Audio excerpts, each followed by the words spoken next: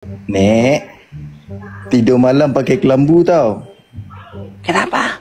Sebab saya tak nak nyamuk gigit nenek, saya nak saya yang gigit nenek.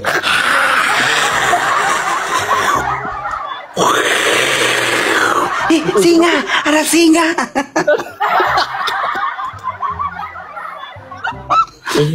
Dia mau gigit nenek lah.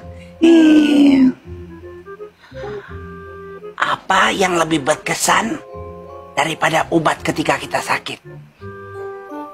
Apa yang lagi berkesan? Apa dia? Hah? Apa dia? Senyuman kau menyegarkan mataku.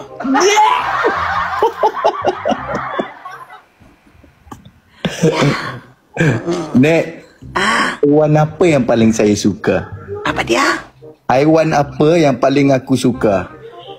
Oh, nenek tahu tapi nenek pura-pura bodoh lah kan. Kau tidak tahu apa tuh? Haiwan ciu. Haiwan cu. Nenek macam rasa mau jadi Pikachu lah. Pika-pika. Mau keluar karen nenek. Aduh, jangan dek. Nanti rambut daripada bawah tu naik atas. Oh, di bawah. Hai.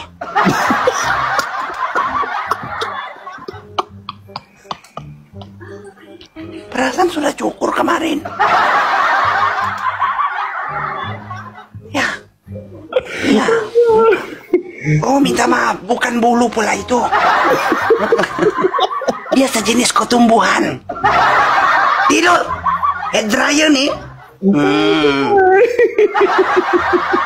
Kasih masuk nih dalam botol, ha? Nah. Nek, berpeluh-peluh cakap dengan nenek. Takut. Oh, kau perlu. Ha. Nenek banjir sudah nih. Sakinah kain lap, Sakinah nenek banjir betul sudah ini. Sakinah tak buat live hari ni. Tidak. Hari ni nenek gantilah. Nenek. Sebab kalau nenek kalau pagi abnormal, malam baru normal. Nenek dah ada berapa cucu? 400 lah setakat ni.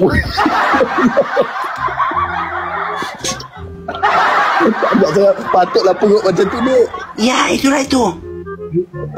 Masa makasih besar anak tuh ada yang menyusu di belakang, ada yang menyusu di depan. Ya. Bayangkan dapur tinggi, anak ngone, mama nyucunya. Ya, nah. Kasih dia pergi siring situ. Ya. Ya, pernah satu kali itu masakan bercuti di pulau. Nenek kasih pergi siring. Sekali nenek pusing sini, anak nenek sebelah kanan. Tapi sebelah kiri rasa, rupanya kambing yang menyusu. Iya. Aduh. Ui, parah kalau macam tu. Parah.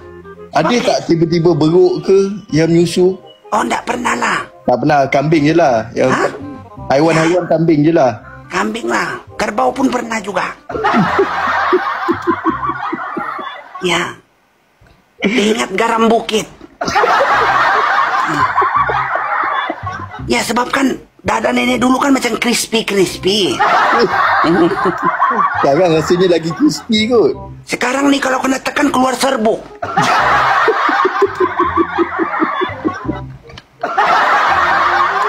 Ya, tidak tipu, ha? Aduh, crispy. Kalau yang di sini? Apa dia? Kalau yang di sini punya? Yang di sini? Di sini? Ya ada sudah botak. Saya baru bakar tadi. Orang biasa cukur, saya main bakar.